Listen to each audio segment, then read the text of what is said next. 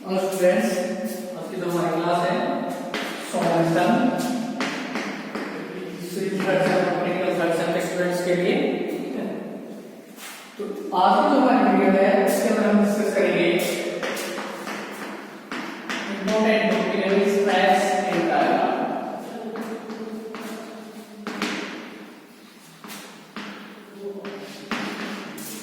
Important topic है stress strain diagram.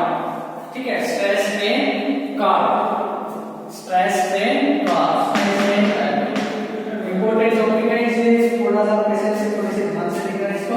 ठीक है, स्ट्रेस स्ट्रेन कर्व क्या है? स्ट्रेस स्ट्रेन कर्व एक ग्राफ है जो स्टील का टेंसाइल टेस्ट जब हम करते हैं तो उस टाइम जो चेंज होते हैं उससे हम स्ट्रेस स्ट्रेन कर्व को डिनोट करते हैं। ठीक है, stress strain curve it is graph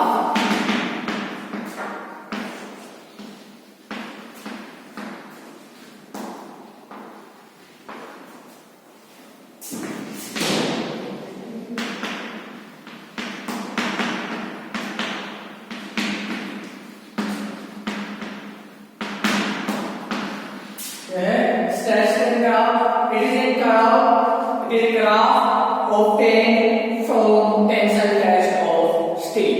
steel के टेंसाइल टेस्ट से आपको जो कर्व ग्राफ obtain होता है उसको हम क्या कहते हैं? Stress strain curve. Stress strain curve के अंदर क्या होता है कि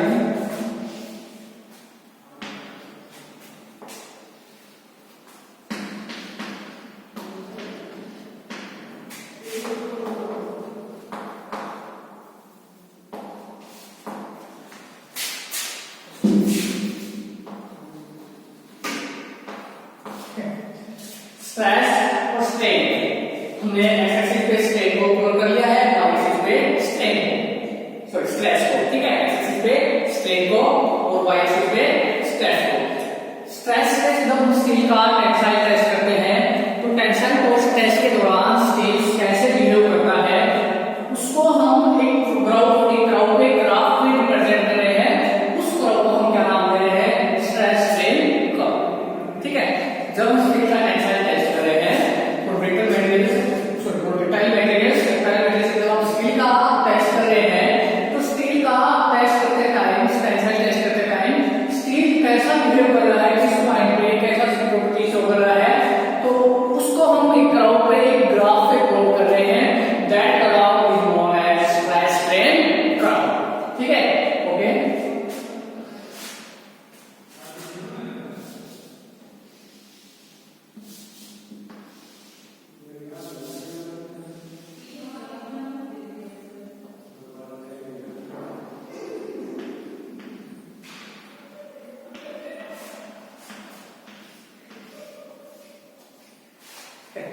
तो स्ट्रेस स्ट्रेन कर्व के अंदर सेकंड नंबर पॉइंट है ओरिजिन पॉइंट।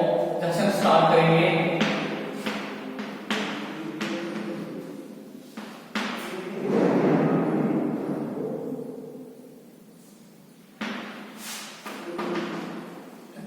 सबसे पहले क्या कह रहा है? सबसे पहले जो कह रहा है अपना कि सबसे पहले हमारे पास हम स्टार्ट करेंगे ओरिजिन से। तो ओरिजिन से जो आपका ए पॉइंट है from origin to A, from origin to A, origin to A देखिए आप, ओरिजिन टू ए क्या है? स्ट्रेट लाइन है। ओरिजिन टू ए क्या है? स्ट्रेट लाइन है।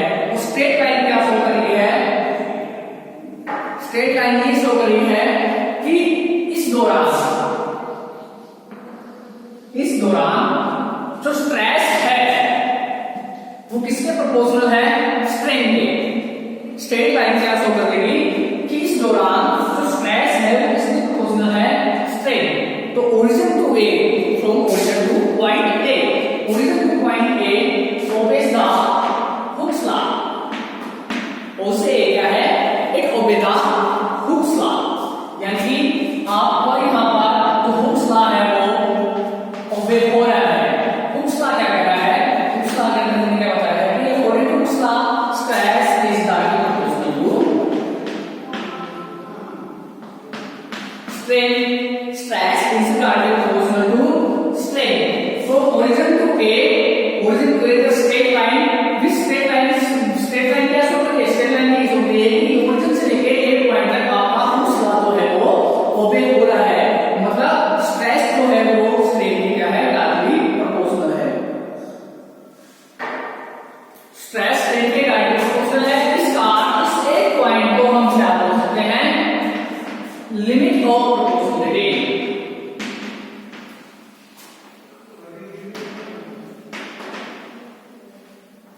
इस एक पॉइंट को हम क्या बोलते हैं?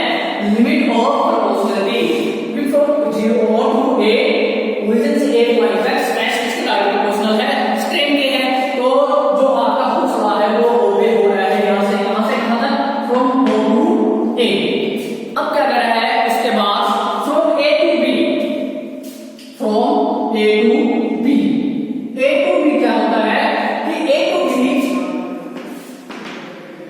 From A to B materials elastic limit, materials किसके अंदर है? इलास्टिक लिमिट के अंदर है। मतलब कि मेटेरियल के अंदर इलास्टिसिटी तो है, लेकिन A टू B जो आपका हुक्स लॉ है वो परफेक्टली ओबे नहीं किया जाता। A टू B के अंदर हुक्स लॉ जो है आपका परफेक्टली ओबे नहीं किया जा सकता। मतलब कि यहां पर मेटेरियल के ऊपर हम स्ट्रेस हम लोड को रिमूव करेंगे तो अपनी सेम में साइड में वापस रिलेट कर लेगा। A टू B आपका इलास्टिक जो मेटेरियल है वो इलास्टिक भी है और उसको करेगा, लेकिन जो हुक्स लॉ की अगर हम बात करें तो A से B तक हुक्स लॉ जो है आपका परफेक्टली ओबे नहीं किया जाएगा। परफेक्टली हुक्स लॉ को ओबे ये पॉइंट नहीं करेंगे, ठीक है। लेकिन पॉइंट A टू B क्या दिखाएगा? इलास्टिसिटी तो दिखाएगा कि अगर हम उसके ऊपर से लोड को रिमूव कर देंगे मेटेरियल को तो वो वापस अपनी शेप में आ जाएगा। इसी कारण जो पॉइंट B है इसको हम क्या बोलते हैं? Elastic limit. Elastic limit. A से B क्या होता है? O से हमने क्या बताया? Proportional limit. Stress is directly proportional to strain. तो इस कारण को हम क्या कहेंगे? Limit of proportionality.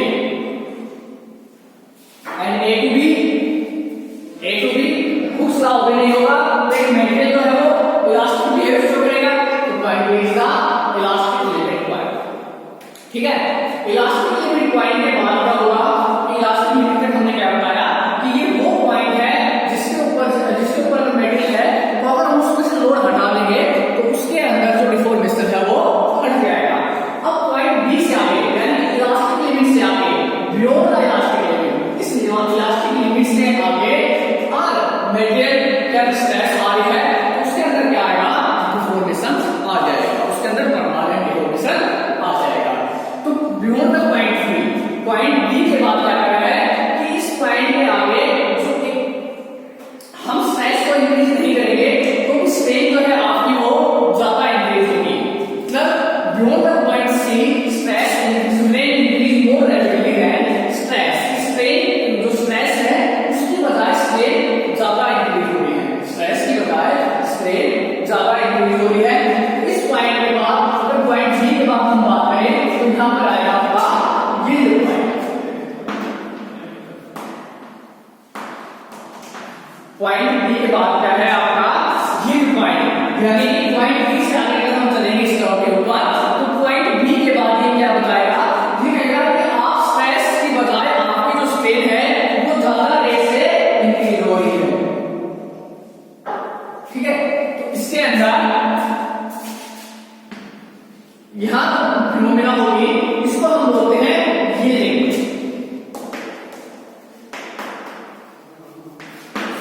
इसको क्या बोलते हैं हम? यील्डिंग। B पॉइंट के बाद हम क्या बोलते हैं? यील्डिंग। यील्डिंग क्या होती है?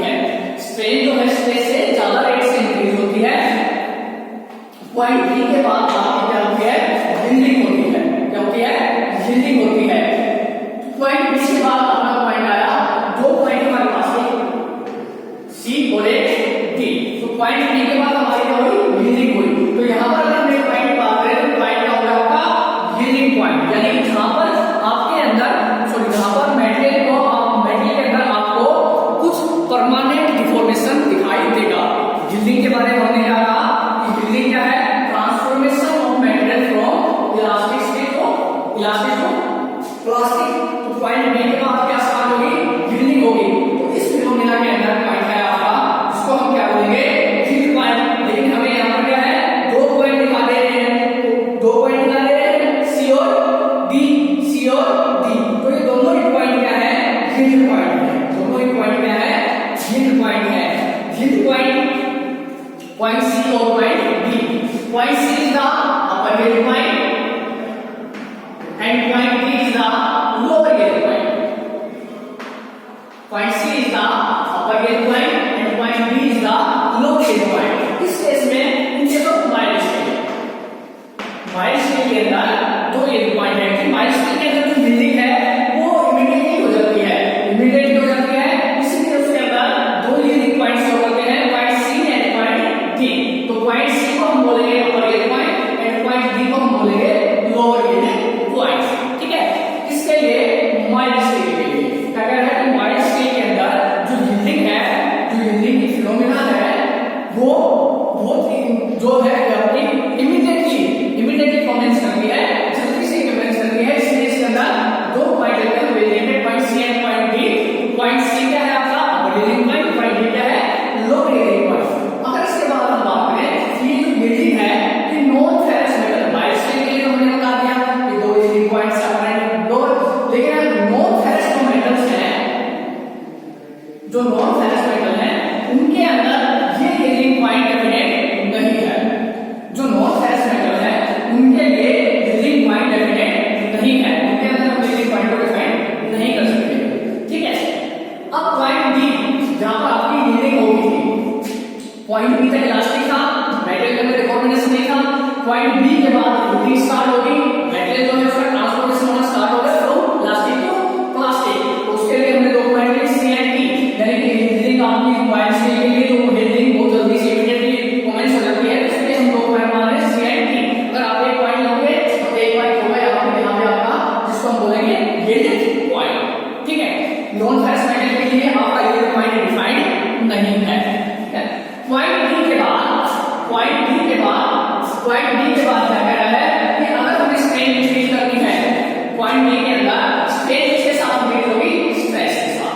पॉइंट सी और डी के बीच में हमने क्या बताया था कि strain is increasing more rapidly than stress. Strain जो है स्ट्रेस से ज्यादा रेट से इंक्रीज हो रही है।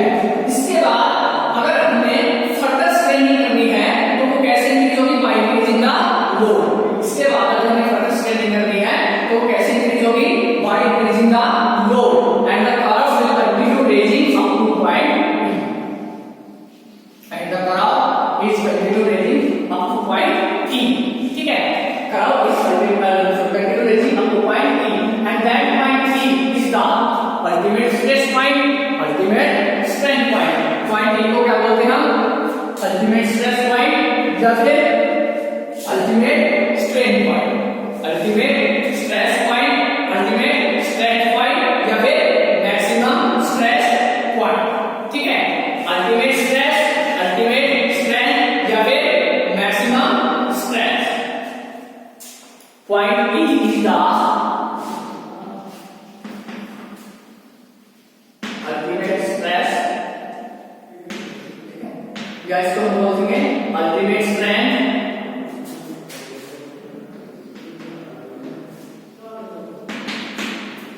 अल्टीमेट स्ट्रेस या अल्टीमेट स्ट्रेस स्ट्रेंथ का मतलब कि पॉइंट ई तक जो है आपका मटेरियल मैक्सिमम लोड झेल सकता है विदाउट फ्रैक्चर। यहाँ पर उसके अंदर कोई फ्रैक्चर नहीं आएगा, हम मान लीजिए डिफॉर्मेशन आएगा, लेकिन कोई फ्रैक्चर कोई इसके अंदर टूट नहीं आएगी, मतलब जो मटेरियल है आपका वो फेलियर नहीं होगा, यहाँ पर उसका फ्रैक्चर नहीं आएगा। That is the ultimate stress या मैक्सिमम स्ट्रेस। ठीक है, अल्टीमेट स्ट्रेस और मैक्सिमम स्ट्रेस और अल्टीमेट स्ट्रेन। ठीक है, the maximum axial load that can be applied on member without the fracture. कि विदाउट फ्रैक्चर हम जो मैक्सिमम लोड अप्लाई कर सकते हैं मेंबर के ऊपर, किसी बार के ऊपर, तो वो क्या है आपका अल्टीमेट स्ट्रेस। ओके, उसके बाद फर्दर इंक्रीजिंग क्या आएगा आपका पॉइंट F। उसके बाद फर्दर इंक्रीजिंग क्या आएगा point F and point F is the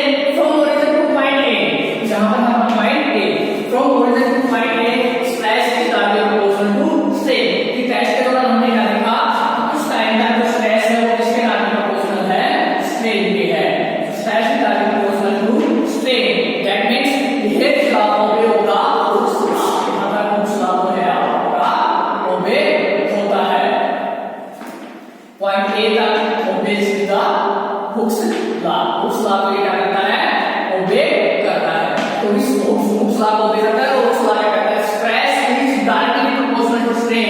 तो पॉइंट ए को हम क्या बोल देते हैं limit of proportionality, limit of proportionality. ठीक है, नेक्स्ट आगे बढ़ते हैं from point A to B, from point A to B. A से बी तक क्या होता है टेस्ट के अंदर कि ए से बी तक जो आपका स्टील है वो इलास्टिक बिहेवियर शो करता है, इलास्टिक बिहेवियर शो करता है मतलब कि अगर उसके ऊपर से हम लोड को हटाएंगे तो वो वापस अपनी सेम साइज को रिगेन कर लेगा। इलास्टिक यानी ए से बी तक मैटेरियल कैसा है आपका इलास्टिक है, तो बी पॉइंट को क्या बोलते हैं इलास्टिक लिमिट, इलास्टिक लिमिट। ठीक है, इसके बाद आगे बढ़ेंगे बी से आगे। अगर हम बी से आगे जाएंगे तो मैटेरियल का इलास्टिक है वो तो बी तक ही है, यहां तक इलास्टिक लिमिट है। अब बी से आगे कुछ तो मतलब उसके अंदर डिफॉर्मेशन होना स्टार्ट हो गया, उसके अंदर डिफॉर्मेशन होना स्टार्ट हो गया। तो बी से आगे फिनोमेना होगी जिसको हम बोलते हैं ग्रेडिंग। और ग्रेडिंग क्या है? Grading is the transformation of elasticity to plasticity. Material के अंदर कुछ परमानेंट डिफॉर्मेशन सेट होना स्टार्ट हो गया। बी से आगे आपका कैसा रीजन आ गया? यील्डिंग रीजन आ गया। बी से आगे कैसा रीजन आ गया? यील्डिंग रीजन आ गया। तो हम बात करें माइल्ड स्टील की, तो माइल्ड स्टील के अंदर दो यील्ड पॉइंट होते हैं। माइल्ड स्टील के अंदर दो यील्ड पॉइंट होते हैं, क्योंकि माइल्ड स्टील के अंदर जो यील्डिंग है वो ही इमीडिएटली कमेंस होती है, इमीडिएटली कमेंस होती है। इस कारण उसके अंदर दो यील्ड पॉइंट होते हैं।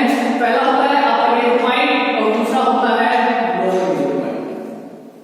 ठीक है, first one is the upper yield point and second one is the lower yield point.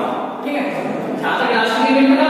उसके बाद यील्डिंग क्या करते हो बी के बाद क्या कह रहा है कि strain increasing more than stress.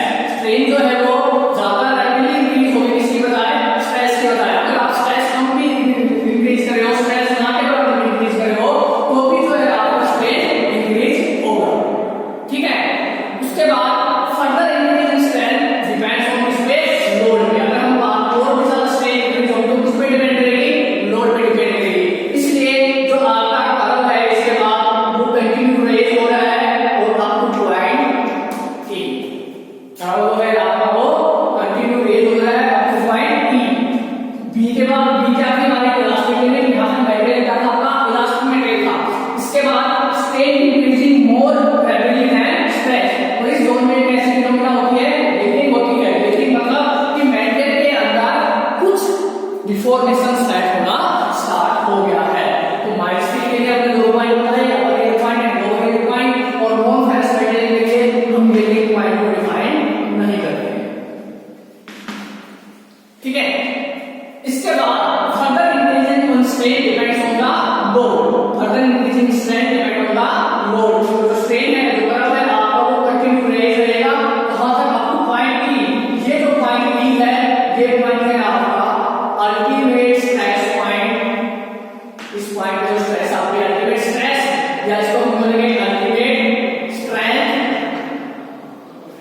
चाहे मैक्सिमम स्ट्रेस, मैक्सिमम स्ट्रेस कि ज्यादा से ज्यादा कितना लोड आपका मैटेरियल आपका सब्जेक्ट दे सकता है।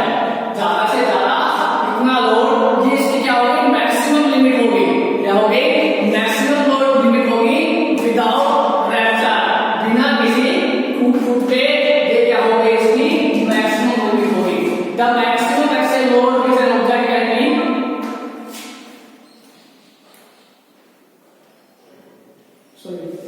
द मैक्सिमम यानी बी पॉइंट पे क्या है आपका मैक्सिमम लोड जो मटेरियल आपका ले सकता है, that is ultimate stress, ultimate strain and maximum strength and maximum stress.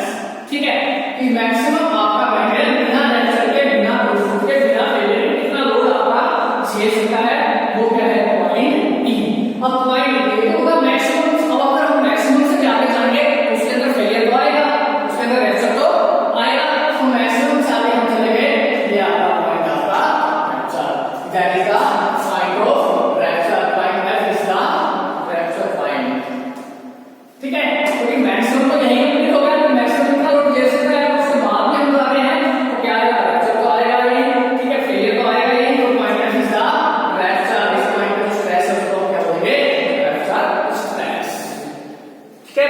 This is the stress strain